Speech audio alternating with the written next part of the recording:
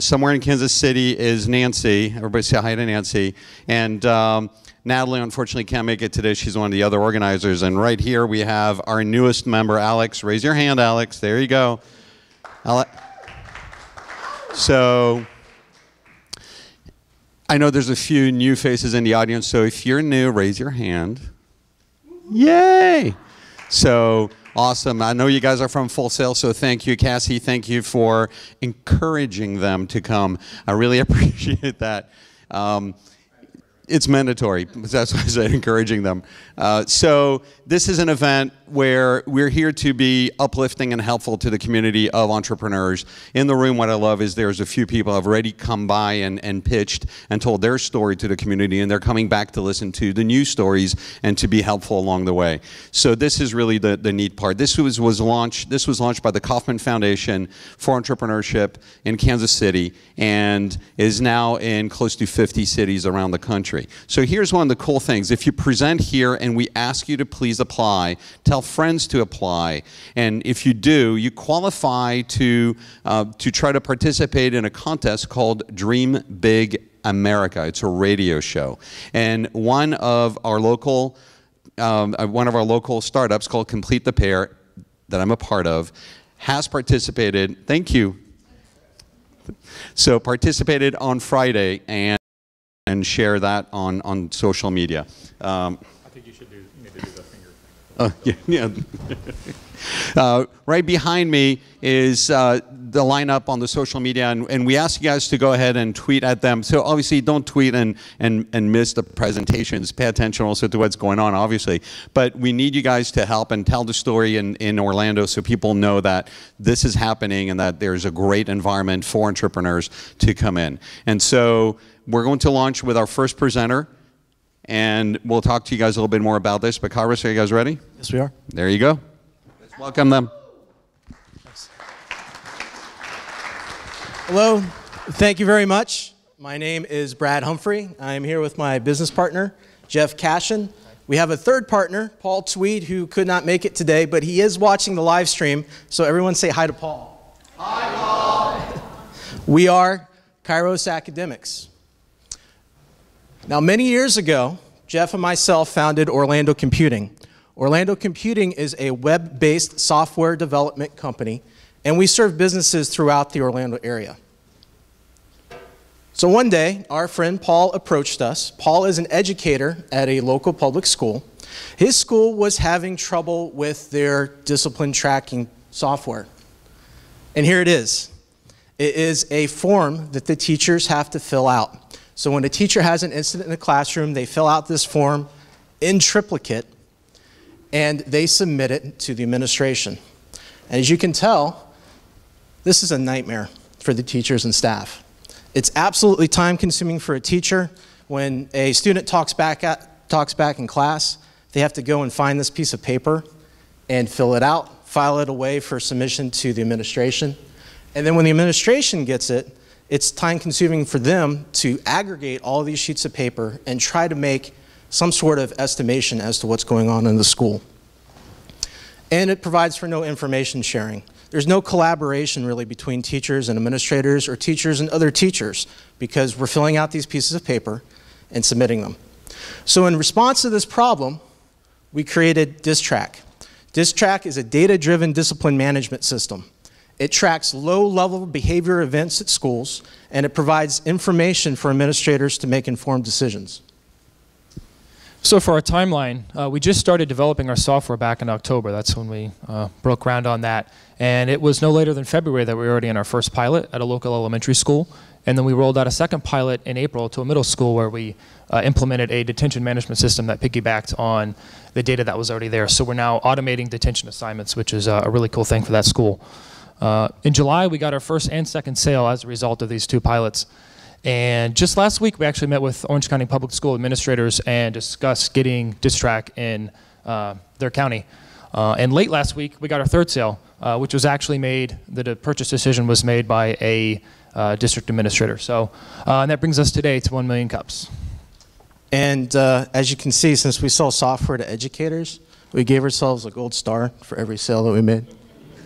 And we've had phenomenal success lately. And the reason for that is DisTrack is beautiful. It's simple and easy to use for teachers. They absolutely love it. Administrators love the data that they get out of it to make those informed decisions. So this is just a screenshot of our administrator homepage or dashboard. And as you can see, we have a real simple, easy to use, and easy to understand breakdown of all the incidents for that day. So they can quickly see where they're happening, what type of incidents are occurring, what the breakdown is by grade, and what the actual number is for the whole school. It provides information to administrators at a glance, and teachers at a glance too, so it doesn't take time out of their day. Now for teachers, they input the incidents that happen in their classroom. They go on DisTrack, they use this point and click interface. It's much like a smartphone app. They answer who, what, when, where, and why questions about the incident.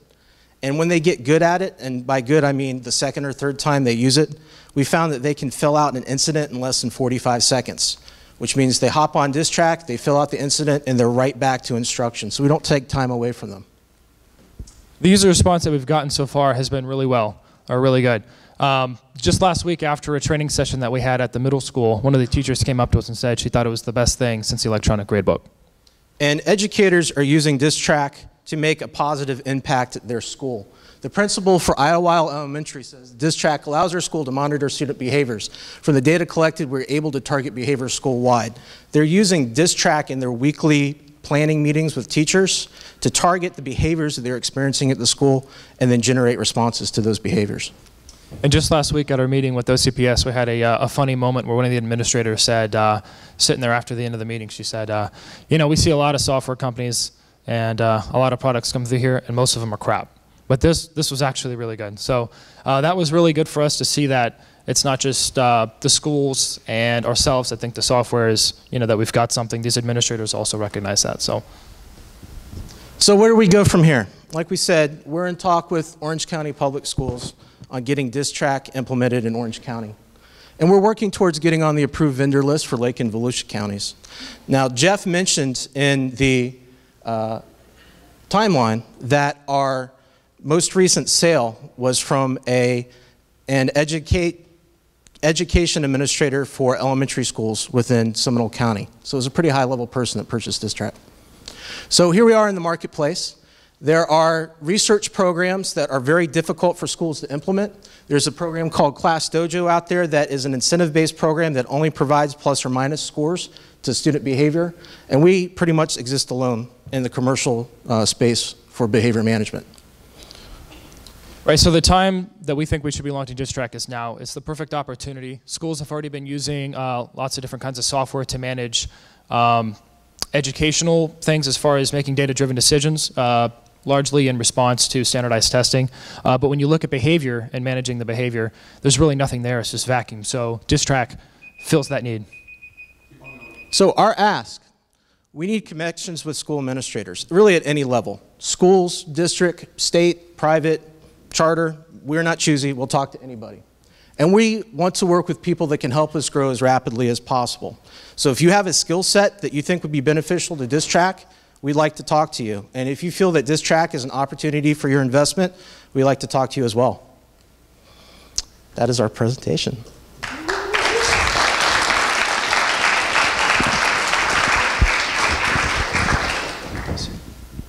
So we ask if you have a question, just raise your hand, and David or I will bring you the microphone. Hi guys, I know how difficult it is trying to get software products into the schools. Have you heard of the American Montessori Society? There's about 4,000 Montessori schools around the country. You know, that's a very good point. I was actually a Montessori school kid growing up. My mother was a Montessori school educator for a number of years, and that is something we had not considered, but definitely. Well, we should talk afterwards. Absolutely. Do you guys have any, have you secured any of the IP on this? Do you have patents, copyright, any of that stuff? That's a great question. We actually looked into that when we were about halfway through our development to see what we needed to do to protect our ideas. We've got a few things that we're looking at putting a patent on, some processes that we'd like to do, but the high-level concept of tracking discipline, since it's already been done in the other existing products, we wouldn't really have a foundation to stand on as far as claiming like an original work. So in that regard, no, we're really just going to try to do it the best we can and be the best piece out there, the best software out there, and just win the market that way.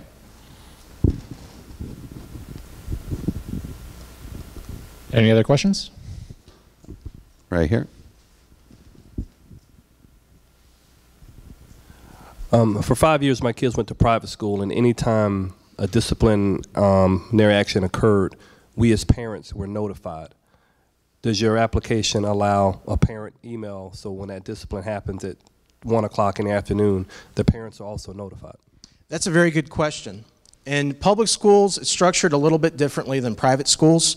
There are a whole myriad of data privacy laws that we comply with. One of those is that we don't have specific access to the parent's email address. It doesn't fall within the category of information that we're allowed access to publicly.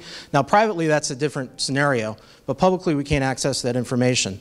Now, if you think back to the slide where I showed the teacher input interface, where they go and click through and input the incident, as soon as they hit save, it pops up and asks them, would you like to print the report?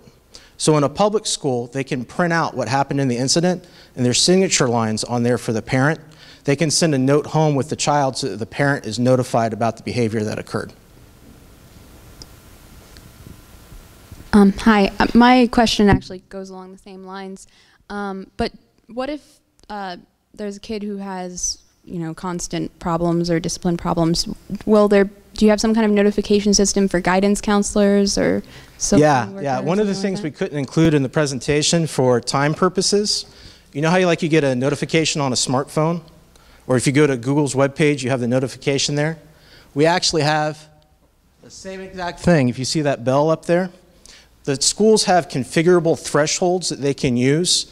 One can track potential bullying. The other one tracks when a student reaches a threshold of incidents, and it pops up like a notification, and you click on that. We actually mirrored it after Google's notification system on their page. You click on it, it gives you this really cool looking drop down, and it shows you all the incidents. And so the teachers can clear those out, but everyone that should see the incidents does. It's a very smartly designed system.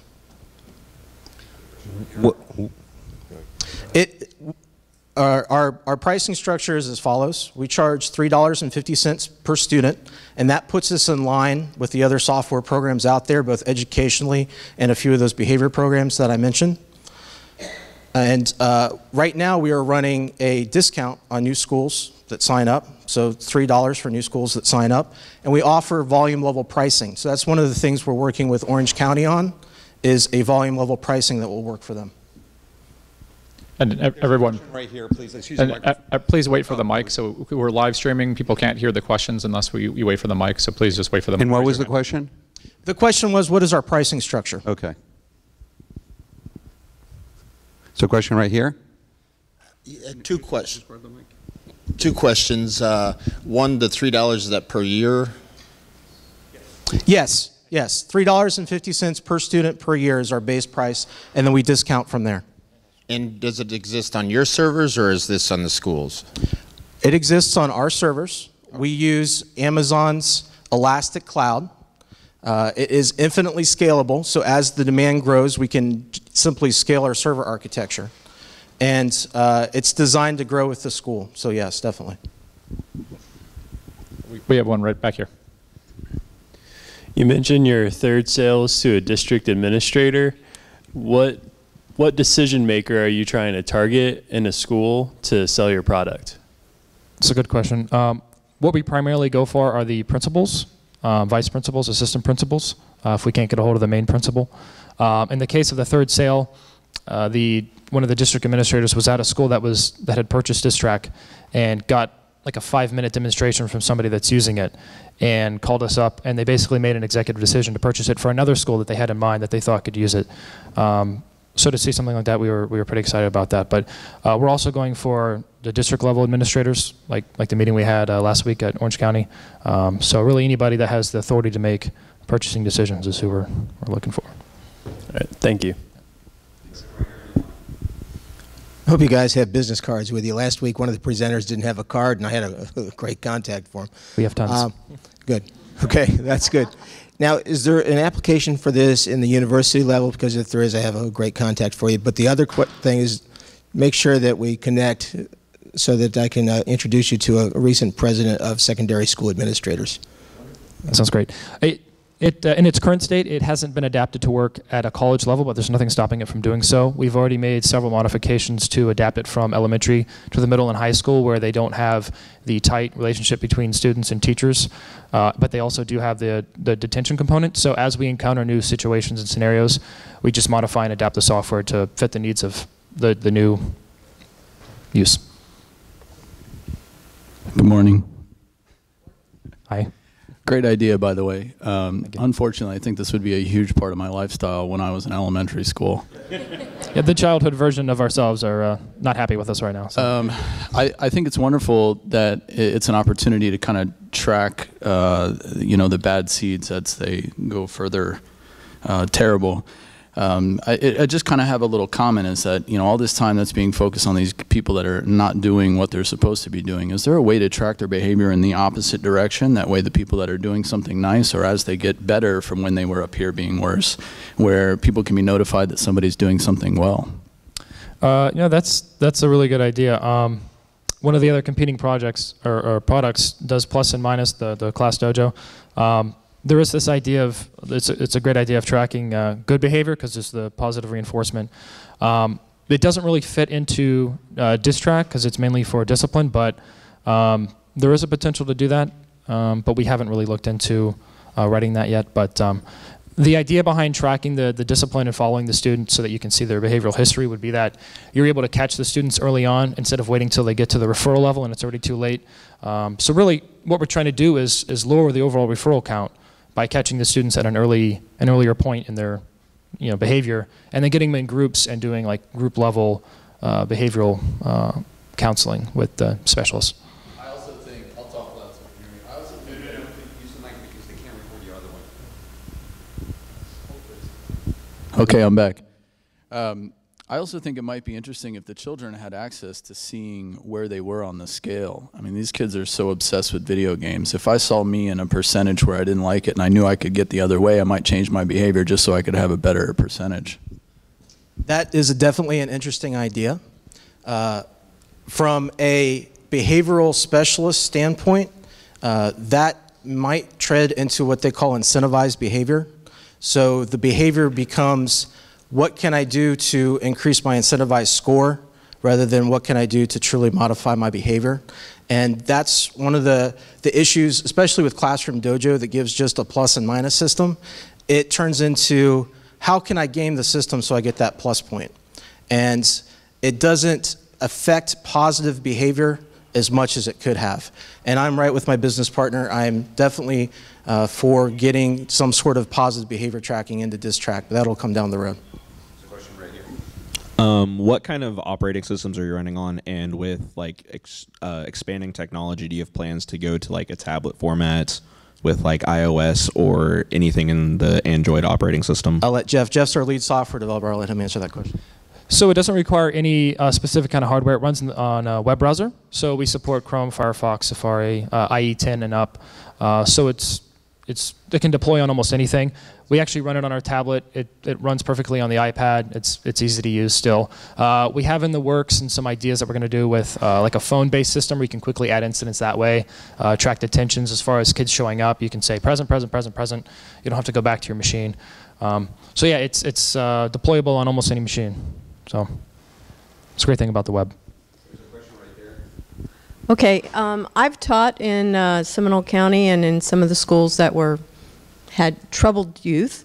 And one of the things that I was always tasked with having to do is to call the parents directly from the classroom. Stop everything, call the parent and let the parent know this is what's going on.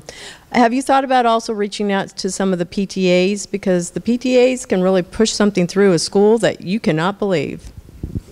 PTA is definitely one of the funding avenues. When we approach a school directly, and the school says, well, how are we going to pay for DisTrack? PTA is one of the #1 sources that they go to.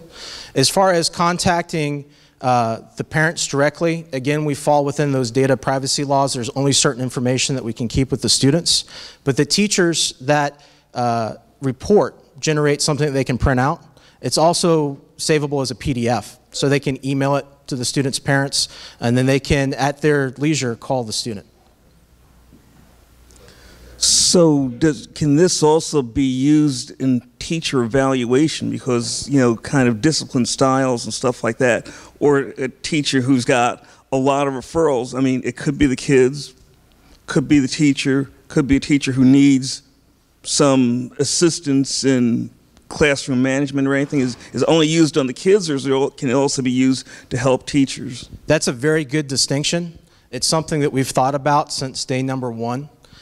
We've purposely not included a lot of features that will specifically track teachers because we don't want it to turn into an evaluation of that teacher's performance. You're absolutely right. You could have a teacher with just a horrendous class that year. My mother was an educator for 30 years, and sometimes, some years, she would just have that horrendous class that she always had a lot of trouble dealing with.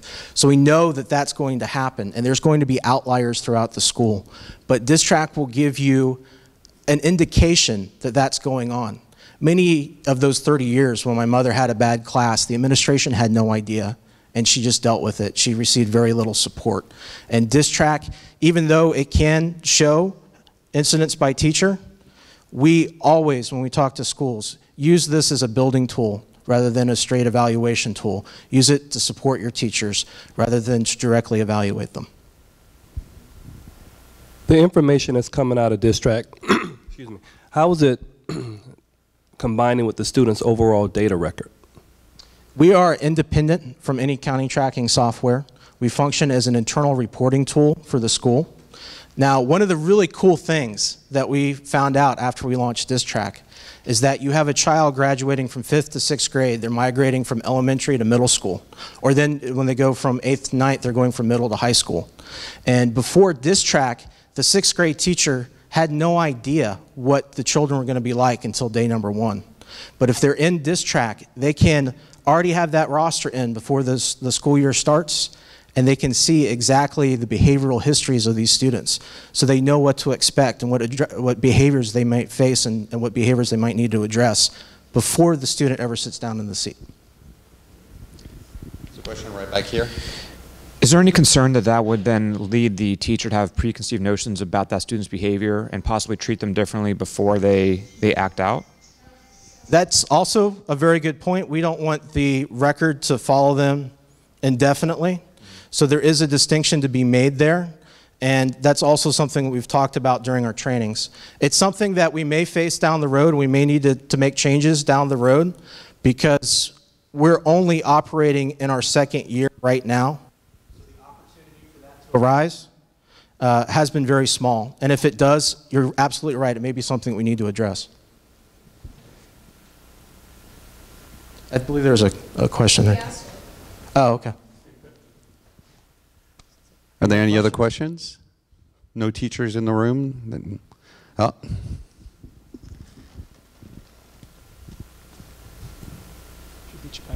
Thanks. Coming from a different state, is this just a Florida-based product? And if not, like what are you doing to make it more nationwide? We'd love to see it nationwide. We started out here in Florida. Like we mentioned, our friend Paul, who's the educator at public school, we worked with him to get the product developed. We are starting from Florida, but I want this to be a nationwide product. I want as many students and as many schools to benefit from this track as possible.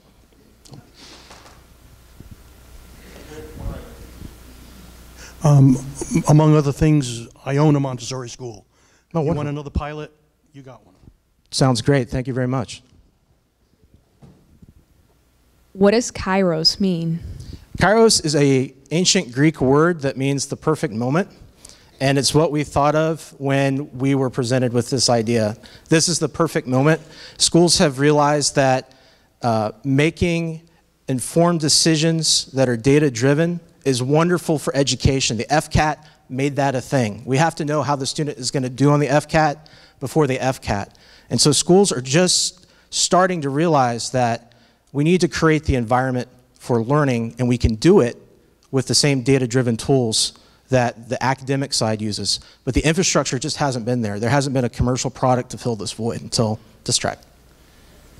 So they're hanging around, so if you have questions, by all means, stay and reach out to them afterwards. But we got to the end of the presentation time, and as tradition for 1 Million Cups. What can we do for you right now? You've had an ask, and we notice you're not on social media.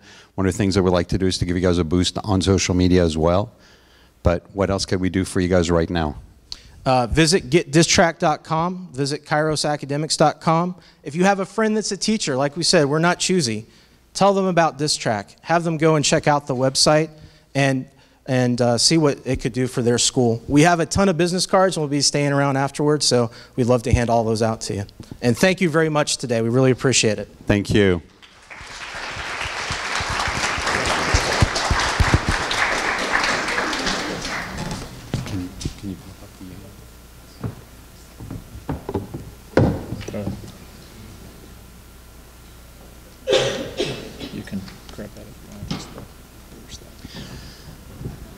So for those of you who were not here at the very beginning, one of the things that we ask you from the 1 Million Cups organizer team is to go ahead and give a shout out to particularly our sponsors. Without them, this could not exist.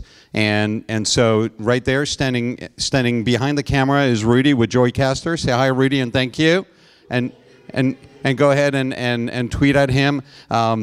Hiding back there in the corner is Carrie with Rollins Entrepreneurship. Raise your hand, Carrie.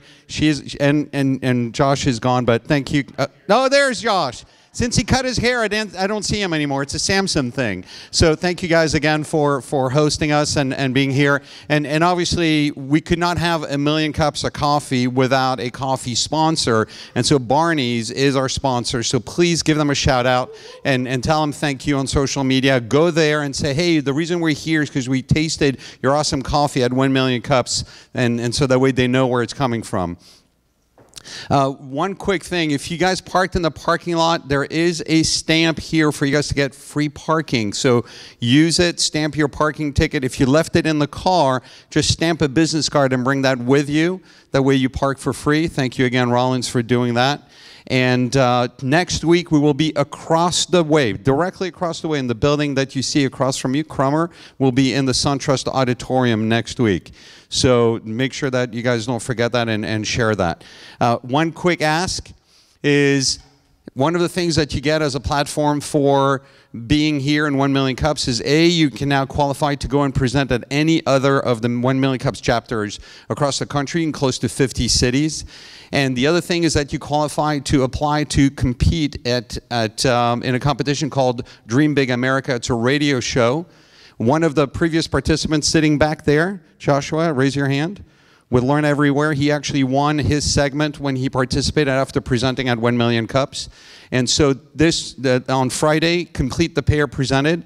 I am part of Complete the Pair, so I'm hawking the mic a little bit so that way we can go ahead and get you guys 2 votes. If you haven't voted yet, go on dreambigamerica.us or text. The information is behind you. It is a voting contest, so if you don't vote for us, we can't win. And if we win, we're really happy. And so go ahead and tell the world that there are startups that are worthwhile in Central Florida, so the way the message continues. All right, without any further ado, we're going to give the mic to Toonari. Thank you. Left and right, okay. I will try my best. Hello, good morning, ladies and gentlemen. I'm presenting, hopefully it works. I'm presenting Toonari. I have 3 more ladies and gentlemen sitting right there if you have questions later on. So it's Nicholas, it's Sarah, and it is, oh gosh, I'm so bad, Alexa. Okay, so we're a provider of research intelligence and some of the investigations. So investigations, technology, things like that. We are considering ourselves an intelligence organization or a research organization for everyone, which means we're providing services in regards to intelligence, research, or investigations to organizations, governments, but also to individuals. So it could be from a person that is looking for child support, can go all the way to a Mexican drug cartel. So we're doing all these different cases. In government, it could be, for example, the military, like in Tampa Bay, for example, we have MacDill Air Force Base. So the internet is, you guys all use the internet all the time on your iPad, on your Droid and things like that. And it's a pretty safe place, actually. At least that's what you consider it. But there are also other places, like the Silk Road, for example. Anybody heard about the Silk Road so far? Ever? One person, another person? Oh my gosh. Okay, anybody had been at the Silk Road so far? Uh-oh, okay. Okay, so there are lots of places that, Silk Road, for example, there's Silk Road 1, Silk Road 2, Silk Road 3, and probably other names too. You can actually buy, I could buy somebody for killing him for $5,000.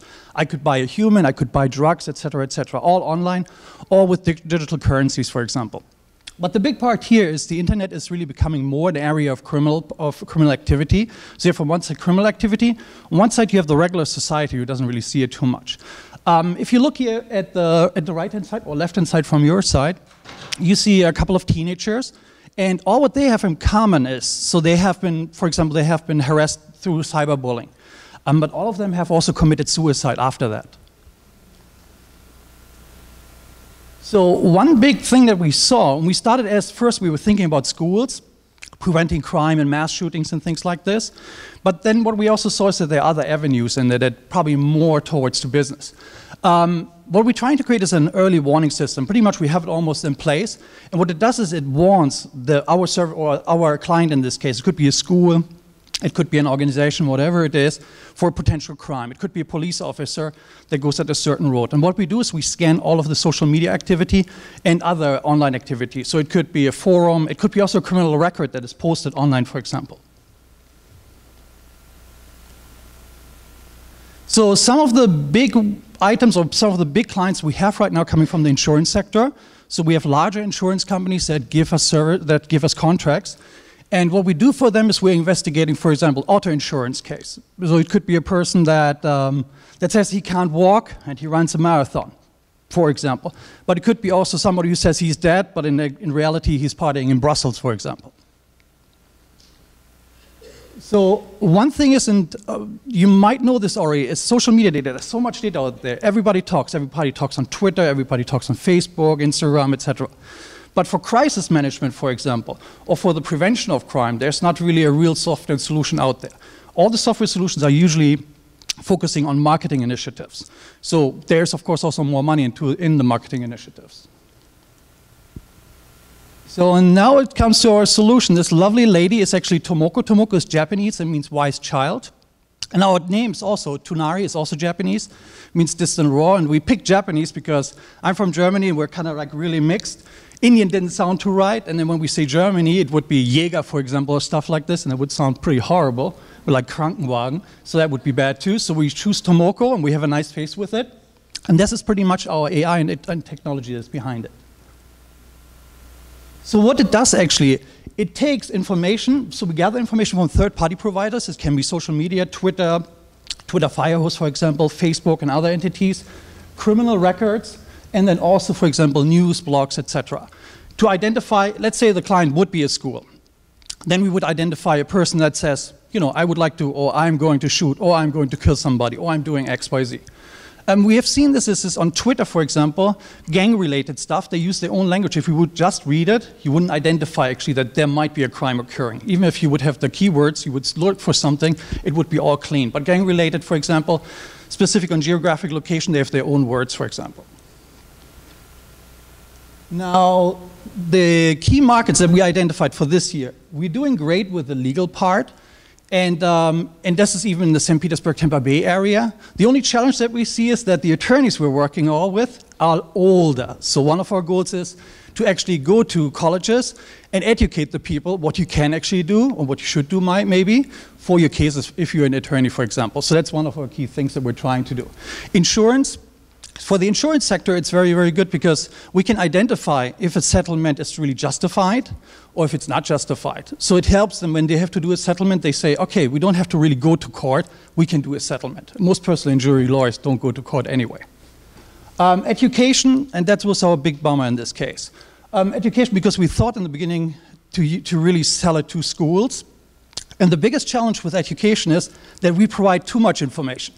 Too much information means for the school too much liability, means they really didn't want to know what we provide them because they might be on the hook if we say, hey, there's something happening, they don't act on it, they are in trouble in this case. So that was the biggest challenge. So we're kind of like calm on this one right now and concentrating on insurance, legal, And then HR is the next sector that we're going after.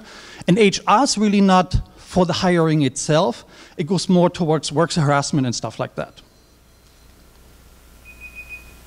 Oh. Go, okay. Quick market opportunity. There you have a manual search, private investigators, you see market-specific apps, you see military intelligence. So we can't say much about that, but we actually have different teams. So one team is the analysts. They're actually from the NSA, ex-NSA, and military intelligence. And then we have technology folks. So we kind of have an idea, but not the perfect one. And here you see Tomoko. And Tomoko is based on a self-learning AI that really collects the information, analyzes everything, and provides an output that is then analyzed again by a human. And now I'm at the end. Any questions? Congratulations. Just again, same thing. Let us grab a mic. Raise your hand.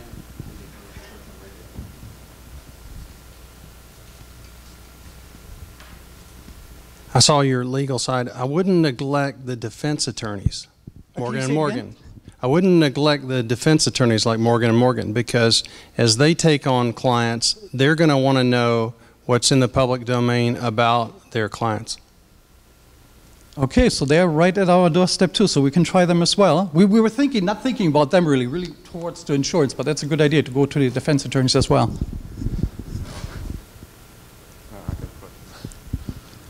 So what's the difference between you and the NSA, and what kind of ethics do you kind of interject, because we know that they're not very ethical at the moment?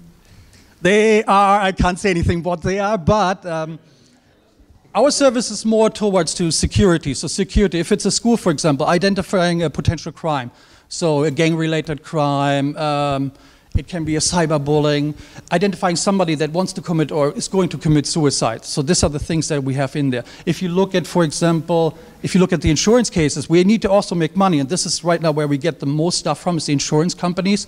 But we don't monitor everybody. Let's say if we go for the schools, we monitor only gang-related activity, for example, or only activity where somebody says, hey, I'm going to commit suicide, etc., or where we see the warning signs. So it's not like that we monitor everybody and everything, and it's just an additional layer of security. So it's not like the full thing. So we're not going through your messages, for example, or stuff like that. I used to work for Fox News, and I actually got to interview the family and go to the young girl's house who committed suicide. You had her on the slide on your screen. What exactly are you guys doing for cyberbullying? I got a little confused. So for cyberbullying is, if, let's say, and this is really towards the school, but it can also, individuals actually, in this case, hiring us most likely, not even the schools, is they want us to look at the activity of their child. So it can be that in teenagers, they have most likely they have usually multiple accounts. So one that looks perfect and everybody's happy, and one where they say, oh gosh, my life is terrible, and this was bad, and this was bad. So we can actually identify a person really, and we have also a psychologist in our team where we can say, hey, this looks like somebody, you know, is very sad or might do something, and then we communicate this to our client. So if a school would be the client, we would communicate all this information to the school in this case. Same way we do gang-related stuff or other things. There's a question back here. As the gentleman up there said, don't ignore the defense attorneys.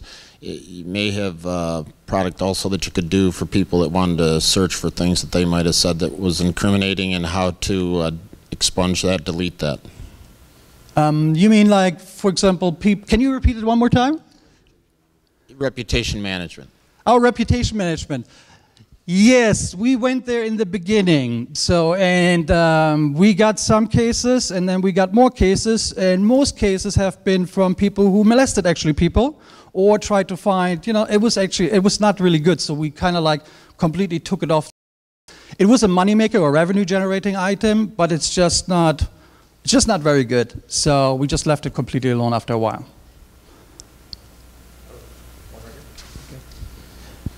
I don't ever believe in chance. Are you familiar with a company called Kroll Associates? No. They're the big dogs in security on the planet. They were typically doing nothing but nation to nation. All of our three-letter agencies use them. And then they ended up going to big corporations, and they just recently partnered with Legal Shield, and they're handling their ID theft and restoration programs. They're always looking for new things to add in. That's a powerful strategic alliance. This year, as a hobby, I decided just as for fun to become group certified and licensed in 35 states. And I'm adding a new state every 2 weeks. And who am I talking to? HR directors left and right. Who do you need to know? HR directors, thank you very much. So, I mean, that's a good one. Right there. It sounds to me like you're using the big data methodology to handle Yes, that's correct. So it's big data, and pretty much imagine so I worked before for Microsoft, pretty much imagine everything that you do to analyze something for a client. It can be like a large bank. You analyze the customers and do it in segments, and here we just take a smaller pool, or we concentrate just on one gang or one cartel or one criminal activity, for example. So if I was a school and I hired you to handle any gang-related activities in my school, what would you do? You'd present me a report with a probability of something's going to happen? It's a little bit different. So what we do in this case is we assign a team actually to that school or to that area if there are multiple schools. And right now it's a challenge because we don't have any schools we work for. But if we have a couple of schools in there, there's going to be a team that works 24/7. So, and they pretty much have almost like we're going to do it for the police department, is they have almost like a red dot when something is happening, like a little activity thing, and then they're going to further analyze it, and then you communicate it to the point of contact at the school or to any emergency services if needed or necessary in this case. Do you have any record of, we're 75% accurate with our predictions of things that we say might happen in the future? We are very accurate. So with the future now, this is a little bit different. What we identify right now is actually when somebody says something is going to happen. And you would be surprised what you find on the internet if you search for it, especially if you use gang-related language or cartel-related stuff, you will be amazed. And this is really activity like somebody says, within an hour I'm going to do X, Y, Z. Hey, 500 is there, don't go there, etc., etc. So you can really target everything and really analyze everything and then provide it to the client in this case. Challenge is the clients or the potential clients. We talk to large universities in the state of Florida, and it's really the liability. On one side, they see the savings with the insurance that they could get. On the other side, they see, if we call you in the middle of the night and say, hey, there's something going to happen in this apartment, and you don't react, then you might have a real high liability that, you kind of slacked off in this case. But you can still become our client, so don't get me wrong. Hello.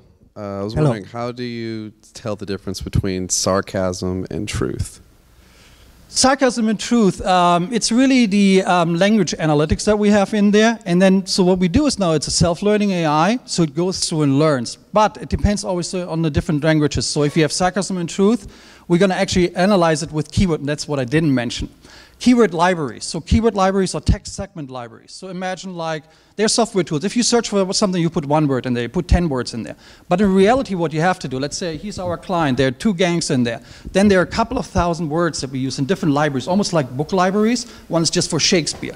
And it's all about gangs in Orlando or in this specific district. Another one could be just to drugs or drug cartel. It could be Colombian, could be etc. It could be Spanish. But then also for example, things that you could see in 2 different ways. So meaning somebody says, hey, I'm going to kill myself. This was a terrible day. Or somebody says, I'm going to kill myself. So there are additional text items that are being analyzed in this case. And not just the text items itself, but it goes further. What it really does is, when we analyze something, we don't look, for example, at one account. We look at one person, and we look at all of the surroundings. So meaning we're going to go, if we have one person, usually it goes all the way up to 100,000 records, or friends of their friends, followers of them, etc. And then following, and then checking if they have criminal records, or if they have done something in the past. And all of this data comes together to one big picture at the end. And then at the end, still the analyst is looking through it to look for things that might be not correct or might lead in the wrong way. Thank you. Yeah, it sounds like you're doing a broad view of what might be happening out there, as opposed to doing a background check specifically on a particular person, going broader than what the original or the typical background checks do today. Is that something you are looking for? That's one part that we're doing. So if, for example, if we provide, it could be for jury selection, pre-jury selection, or for the actual jurors. We provide a complete profile, and this profile does not just include, here's his Facebook account, but includes everything he says, his family says, and creating a full picture out of it. And for predictive stuff, so in this case that wouldn't be predictive, But what we can also do, and what we're planning to do in the future, is doing more predictive stuff, working with one of the police, how can I say it, or law enforcement agencies, to predict actually also crimes. So if there's a lot of crime going on and chatter going on, trying to predict this, what happens in 1 hour, 2 hours, or 3 hours in this case. Now, for cyberbullying, and you talked about this before, what are you doing in two parts? What are you doing in the end result, and how are you monitoring it through other than the major social medias, Twitter, Facebook, posts, stuff like that? What if it's Facebook messaging or WhatsApp or those other apps and stuff? None of the apps. So for cyberbullying, it's just really everything that is open or that is public in this case, because otherwise we don't go into any messages or stuff like that. And the process would be, we analyze it, we look through it, or Tomoko analyzes this, goes through it. Then the analyst is reading it, and the analysts are highly trained, all of them. They're going to go through it, and then if they have the need for example, because they're not psychologists, then there's, for example, a psychologist who's going to take another look at it before a warning actually goes out. So it's actually more and more eyes on it, because we're still also building it, so we don't have all the modules done, and there are better modeling engines out there, stuff like that. So is the end result that you would, I guess, speak to this person who is then bullying? Not speak to this person, actually. We would notify then, for example, the client or the parents if they want us to look at it. Or if we think it's something that might really happening, then we just have to call law enforcement or emergency services in this case, that they go over there and check on it. So we're not really interfering. We're just trying to get the information and providing the information. So kind of like, almost like a messenger. Thank you. And that's where the liability is always hangs too, because when the school doesn't react or the other party doesn't react, then they are kind of like not in a good shape. Well, you kind of answered it a little bit, but one of the things I was thinking about is swatting. You know, the thing where they call the make a threat or something, but on somebody else's behalf. And it seems like that you would have that problem potentially if somebody was to like hack somebody's Facebook and start posting weird things on their behalf. So is there anything that you have in place to stop that? There's nothing we can do to stop actually that somebody does it. But usually we identify that too, because we analyze also that. So we analyze all the content that is in that is public available. So if things are written in a different way, we understand it, or the application already understands it. So it's because when he writes something and he writes something, it's going to be, even if they try to write the same thing, it's going to be completely different. So somebody hacks your account, it's not written in the same way as the owner. And most people have multiple accounts, so we usually really find some other stuff if we have to compare it, for example. So it's really just text analytics. It's not that bad. So what about when you actually have, because you talk about maybe bringing gangs to the law or whatever, that, you know, the wrongdoers to the people who can kind of do something about it. So what happens on the other end when it's the law officer or those people that are maybe exhibiting activities that they shouldn't? And you have cases where maybe a police brutality where they murder some young child or something where it's now... the same thing. If it's our client assigns, let's say you are our client or the school assigns us or we find this information, it goes to our client. It doesn't matter who does it at the end. There are some issues with security that we're noticing already. So we have a regular office and we're working on some of the cartel stuff and we think it might not be the safest thing with all the windows there. So there's some challenges, but it doesn't matter really who does what. We provide we are only there to find the information and provide the information. We don't judge it. Sometimes we put a hypothesis in there, but we just give it out. It doesn't matter. If, for example, a journalist or newspaper is hiring us to look at police officer X, I shouldn't say it's probably on this thing here right now, we're going to do that too. We don't care really. And then what happens if maybe a cartel learns that this company exists? Couldn't they just change all of their languages and then you wouldn't know who they are anymore? In my imagination. In your imagination, you are really too good to them because what we have found so far, they're pretty sloppy. So they're not that good. Can you scrub the data? So let's say you're a financial institution and you have a 10,000 client loan portfolio. So can you go out there and get the data of, let's say, reviews, Yelp, or portals and stuff where it goes to everything. Comments? So if you have a if the person, it creates a picture of everything that one person does. It tries to find, for example, reviews, so we understand what restaurant that person goes, where the locations are, for example. It looks at Facebook, does the same thing. Wherever you have reviews or wherever you post, if you're the individual researched, or somebody else posts something about you, about the individual research. So one thing that I haven't mentioned either is that, like, he doesn't have to post anything. Somebody else will post something. In a lot of cases, we find probably 60% of the information, not on his account, we find it on other people's account, because people taking pictures of him, people talking about him, etc., etc. And we get a much bigger picture in this case. But yes, everything is in there, so Yelp, everything, reviews, everything. Hi.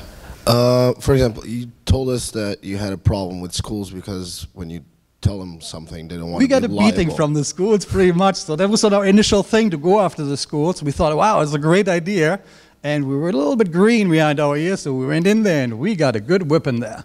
But for example, if you do have clients and you give them information and they act on it and the information is wrong, who's liable on that side? So they all understand, and that's what we communicate too. It's public available information. It's different now so we do one thing, it's just public available information. If it's an organization that gives us their internal information, it's a different thing. Then we are liable of everything we find and communicate. But with the public information, we communicate everything that is public available. We do put a score on it, because if we find multiple sources, for example, it's more likely that this information is correct or less likely that it's correct, and then what the source is.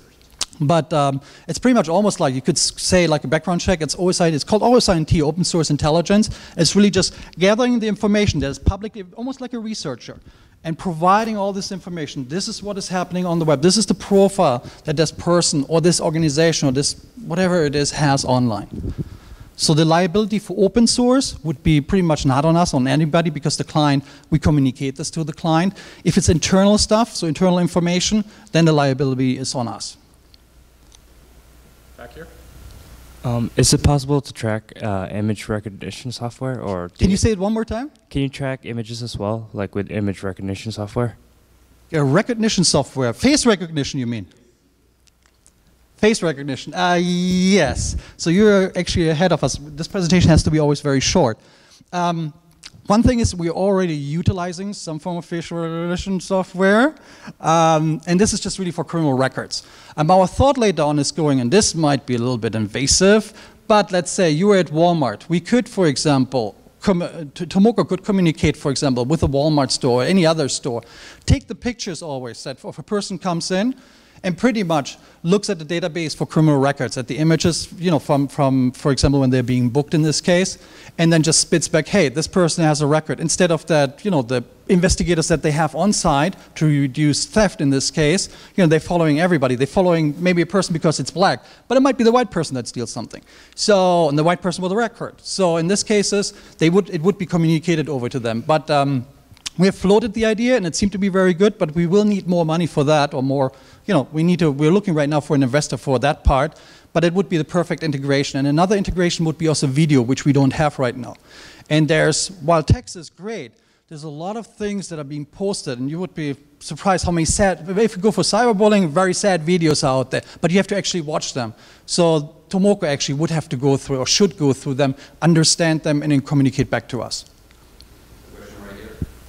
How do you curb, I know liability has been a big discussion, and how do you curb liability from public information that is disclosed that gets discounted by your AI? How do you deal with that liability? What coverages do you have, but also as a company, what protection would I have if there is an issue and it does surface that there is public information that was overlooked by your company? I mean, on our side, we're insured. On the other side is, let's say if Facebook is setting up a private account to not private, which is happening all the time.